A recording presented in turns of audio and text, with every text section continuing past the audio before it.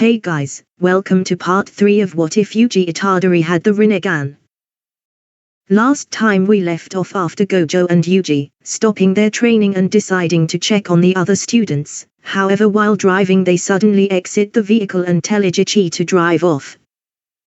With everyone caught up, let's begin. From above, a powerful flaming punch descends from above the two of them. However, Gojo and Yuji easily dodge such a weak attack. Jogo would then shoot a massive fire blast towards the both of them, engulfing the two of them, believing to had defeated the two of them, walking off claiming that it was easier than he expected. However, to his shock, both Yuji and Gojo walked out of the flames unscathed as if the flames had never touched them, as Yuji absorbed the cursed energy around him and Gojo used his infinity. Still not thinking Yuji was that strong, Jogo would summon his ember insects which would fly towards Yuji and explode on impact. However, Yuji absorbed it with his unique Rinnegan ability to create an invisible shield around his body that can absorb and reflect any cursed technique that makes contact with him. Yuji would then appear behind Jogo, asking if that was all he had. However, Jogo still had more power, jumping into the air, using Disaster Flame, setting Yuji's face on fire, making him fall to the ground, then following up with a massive burst of fire which scorches the earth. Jogo then turns to face Gojo. However, Yuji, having just absorbed all of Jogo's attacks with Curse Reflection, appears next to Jogo unfazed, placing his hand on Jogo's shoulder, releasing the stored absorbed cursed techniques, blowing off Jogo's right half, calling him weak and predictable, which is something he learned from sparring with Gojo all day. Enraged, fire erupts from Jogo's ears and head as he creates a hand sign, activating his domain expansion, Coffin of the Iron Mountain. Impressed by Jogo's domain expansion, but not showing it, Yuji asks if he can turn up the heat as it is a little cold in here, which further enrages Jogo, who throws a massive flaming meteor towards Yuji, and since he inside a domain expansion, it is sure to hit. However, Yuji easily shatters the rock with almighty push. Realizing Yuji's strength, Jogo decides to take Kenjaku's advice and attempts to recruit Yuji and his Rinnegan. Yuji Itadori, why waste your talents on being a mere jutsu sorcerer? Join us and embrace true power. We can rule over the weak together. Annoyed by Jogo's naive, Yuji shouts back, I'll never join the likes of you. I'm here to protect people, not exploit them. Hearing Yuji's refusal to his generous offer, Jogo states that it was either join them and live or die, and since he rejected them he must really want to die, preparing a massive attack. However, before he could release it, Yuji would laugh, asking who said anything about dying. Then forming a one-handed sign, extending his left arm forward, palm facing upward. Then forming a fist with his said hand, keeping his thumb tucked inside his fingers. Finally slowly opening his fist, extending his fingers outward while keeping his palm facing upward. As he opened his fingers, his hand formed a half-moon shape with his fingers slightly curved and palm still facing upward, then saying Domain Expansion Rinnegan Abyss, Supreme Sovereignty. As Yuji activated his Rinnegan Domain Expansion, the surroundings transformed dramatically. The once 1,000-degree molten volcano was now bathed in a surreal, divine aura. The sky above a deep, cosmic purple, with swirling patterns reminiscent of the Rinnegan's design. Within this ethereal realm, the ground takes on a translucent, glass-like appearance, with intricate Rinnegan symbols etched into the surface. These symbols pulse with a soft, otherworldly glow, casting a surreal and haunting ambience. Jogo finds himself trapped within this mesmerizing, yet unsettling, domain. His cursed flames and powers are rendered powerless as they are absorbed into the cosmic void above, disappearing into the swirling vortex of purple energy. Yuji, at the center of this domain, stands with an aura of authority, his Rinnegan eyes radiating a vibrant and hypnotic purple glow. Shikagemis materialize from the very essence of this realm, bearing the same Rinnegan pattern on their fur and eyes. As Yuji explains his control, the Rinnegan symbols beneath their paws shimmer in harmony with his words, emphasizing his absolute authority within this surreal space. The wolf-like Shikagemis, with their Rinnegan-inspired appearance, move with a sense of divine purpose, their movements guided by Yuji's will alone. Their eyes, like his, gleam with an intense and captivating purple light. As Jogo futilely struggles against this overwhelming power, he realizes the extent of Yuji's control within this Rinnegan domain expansion. It's a realm that reflects the divine authority and dominance that Yuji now wields with his Rinnegan, leaving Jogo helpless before him. Yuji's voice echoes within the domain, "Welcome to my domain, Jogo." Within this space, all cursed energy is nullified. Your powers are useless here.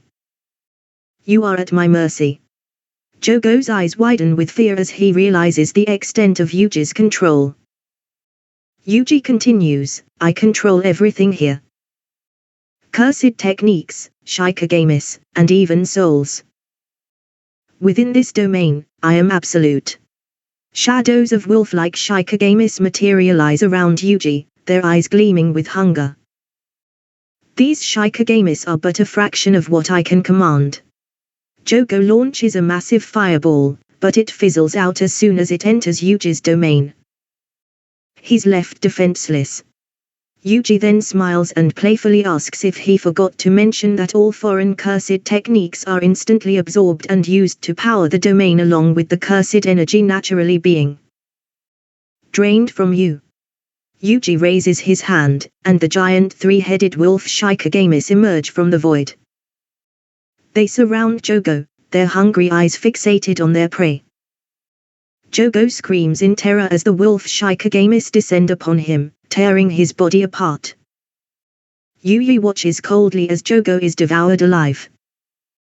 Yuji then explains that whilst inside his domain, he can use the human path to remove and read someone's soul without making physical contact with them.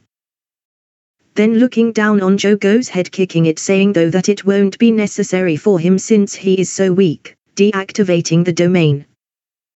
Just as Yuji is about to remove Jogo's soul using the human path, a massive branch erupts from the ground. Hanami, another cursed spirit, has arrived on the scene. Hanami's voice is filled with anger. "You won't get any information from him, Yuji Itadori." The branch shoots forward and destroys Jogo's head, preventing Yuji from extracting any knowledge. Gojo and Yuji would then search the area, however would only be able to find traces, realizing he messed up. Yuji would apologize for messing around instead of finishing it straight away, and because of that they failed to gain any information. However, Gojo tells him not to sweat it as he would have done the same thing. Somewhere on Tokyo Jutsu High grounds, Megumi and Nobara are running errands for Maki. Panda is concerned about the meeting with Kyoto's principal. Maki doesn't believe the principal will pull anything in the middle of the day, but that's not quite what Panda is worried about. It's likely that students may have come with him, because they love to talk trash. Aoi Itadori and Mai Zenin arrive to confront Megumi and Nobara. They came with the principal, and Mai claims they are checking on them since they were too scared to enter their mission last time. Mr. Itadori is completely uninterested in this and claims he only came to confirm that Yuta Okotsu's replacements will be entertaining. Mr. Itadori asks what kind of girls he likes and claims depending on the answer that he'll beat him half to death. He declares that his type of woman is tall with a big butt.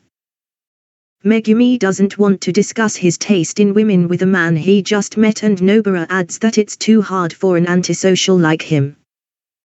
Mr. Itadori believes that a person's taste in women says everything about them.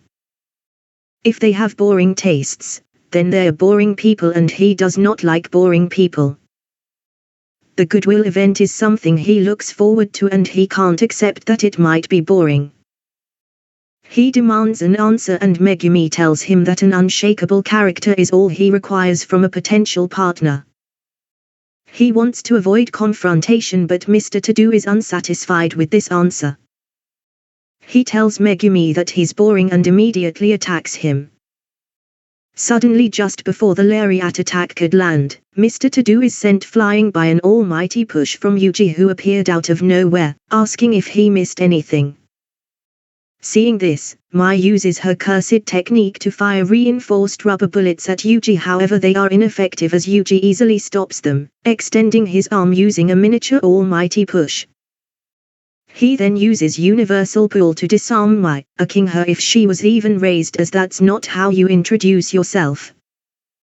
Then saying, "Here, let me show you. Hello, my name is Yuji and I am a first year at Jutsu High in Tokyo." Then saying it's her turn, and without her weapon to defend herself, she resigns to introduce herself. However, just as she finished, Mr. Tado was about to. Mr. Tado would return, getting excited introducing himself, then asking Yuji what his type in women was. However, he didn't get a reply as Yuji received a call from Gojo telling him he has finished his meeting with the principal of Jutsu Tech in Kyoto, so he should return to training now. After ending the call, Yuji leaves, telling the Kyoto students to play nice while he is gone, returning Mai's gun. After getting some more information about Yuji from Megumi and Nobara, Mr. Tado leaves to go meet his idol. 1 month later, 3 heavily mutated corpses are found in the Kinema Cinema movie theater. Mahito walks away from the scene, but he's noticed by a young man who's able to see him. Yuji Itadori and another sorcerer are tasked with investigating this mysterious incident. Yuji Itadori and Grade 1 sorcerer Kento Nanami investigate the corpses. Nanami points out the residuals left behind from the cursed technique that distorted the bodies. Yuji suggests they go all out, but Nanami argues moderate effort will suffice, making Yuji feel like they are getting along so far. Yuji and Nanami continue to follow the residuals to the roof of the building. As soon as they walk outside in the rain, they are greeted by what appears to be a curse. Another one appears, so Nanami suggests they each take on one. Yuji doesn't want Nanami to underestimate him, but Nanami feels that he is a child that still requires guidance and protection. Life or death situations do not make you an adult in Nanami's eyes. It is the little losses that build up throughout life that force people to grow into adults. As Nanami squares off with his opponent, he divulges how his cursed technique works out loud. Yuji struggles to listen to Nanami as his mind is preoccupied by the memories he just gained from the spirit's soul, as tears well up around his eyes. Nanami teaches Yuji that showing one's hand has an advantage in battle. It is a pact that increases the effectiveness of one's abilities in battle. Nanami showcases this by taking out the attacking creature with a single slash of his sword. Nanami would then turn around to check on Yuji, who utters 3 words, "They were humans." Confused, Nanami asks what he meant, with Yuji explaining that when he removes someone's soul with the human path, he can read their minds, and this soul was human and had memories of going about its day until it suddenly turned into this, which he assumes to be the work of a powerful special grade's cursed technique to manipulate souls due to the damage to the soul he was holding. Nanami tells Yuji that it isn't his fault and they had no other choice but to finish them, and they are not alive, so he doesn't have to feel guilty for ending their existence. Yuji is enraged that so many lost their lives, and Nanami is surprised by his genuine feelings. Nanami decides to cheer him up in his own way. He reveals that their target manipulated the residuals to lead them into that trap, so they'll need to use maximum effort to find the curse. The next day, Nanami explains that he was able to track down their target's hideout.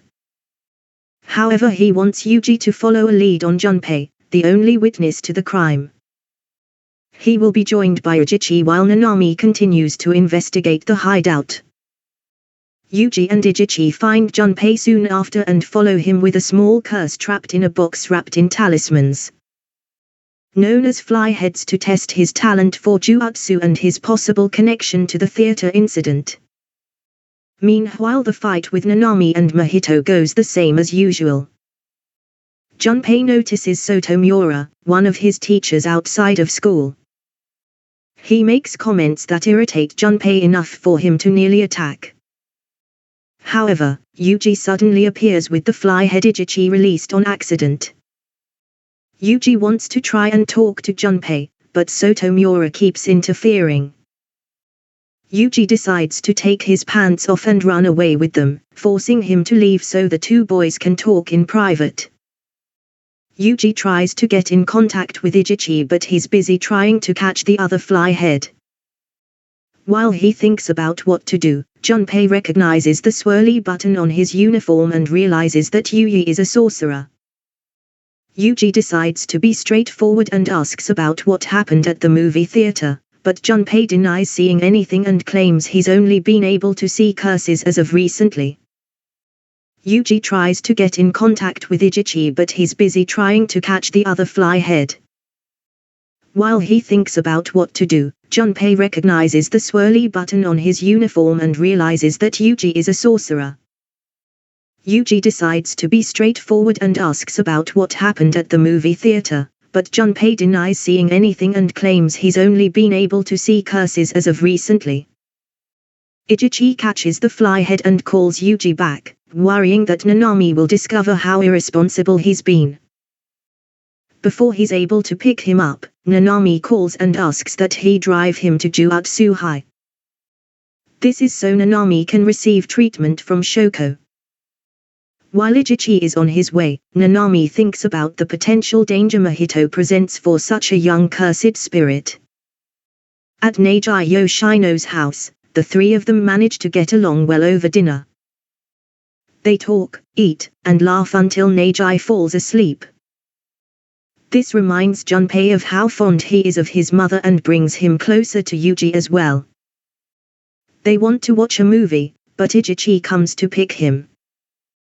Before Yuji leaves, Junpei asks him what he would do if he's forced to kill someone. Yuji answers that he would try not to because the value of life would become even more unclear. After Yuji leaves, Junpei thinks about how people don't have hearts. However, there are good people like Yuji and his mother, so he could never kill anyone.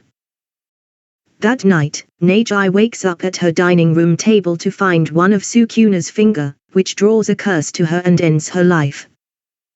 Nanami and Yuji prepare to make a move on Mahito, but Nanami doesn't want Yuji to be forced into killing transfigured humans. He asks him to continue monitoring Junpei, who is being misled by Mahito.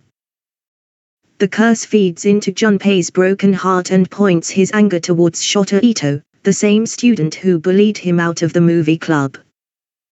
Junpei returns to school after donning his mother's black clothes. Mahito and Geto watch from afar, with the former casting a curtain over the entire place. They plan on leveraging Yuji into releasing Sukuna's soul fragments and making a binding vow with him by using Junpei. All the students in the school's auditorium pass out when Junpei enters the room. Only Shota and the teacher Sotomiura remain conscious. Junpei asks Shota if he's the one who put the finger in his home, but the student has no idea what he's talking about. The newly awakened sorcerer uses Jutsu to poison Shota's skin and beat him before lifting up his battered body. Just before Junpei can kill him, Yuji enters the gymnasium and yells at his friend about what's going on. Junpei simply tells the Jutsu sorcerer to stay out of this. Both sorcerers clash, but Yuji easily has the advantage, absorbing the curse energy from Junpei's jellyfish curse technique, punching Junpei out the window onto a bike shed. Then jumping out the window as well. Noticing Yuji would be immobile midair, Junpei would attempt to use his jellyfish Shikigami's stingers to impale Yuji, however Yuji uses Universal Pool to attract Junpei towards him, punching him through another window, and says everything he says is just an excuse, and not one worth throwing his life away for. Yuji says he could never say these things to his mother, but Junpei insists people don't have hearts. If people did have hearts, that means someone with one cursed him and his mother. Unable to tell right from wrong anymore, Junpei uses his Shikigami to lash out. Yuji allows its stingers to pierce his body, surprising Junpei. Moondregs is dispelled and Yuji uses words to get through to his friend. He promises to take him back to Jutsu High, helping him calm down and promising to find the person who killed his mother. Just as Yuji's pleas begin to reach Junpei, Mahito descends the school stairs towards them and interrupts. Unable to recognize Mahito, Yuji hesitates. This allows the curse to pin him to the wall, forcing Yuji to realize this is the exact person Nanami warned him about. He pleads with Junpei to run regardless of how he knows this curse. Junpei initially insists Mahito isn't a bad person, but realizes he was wrong all along.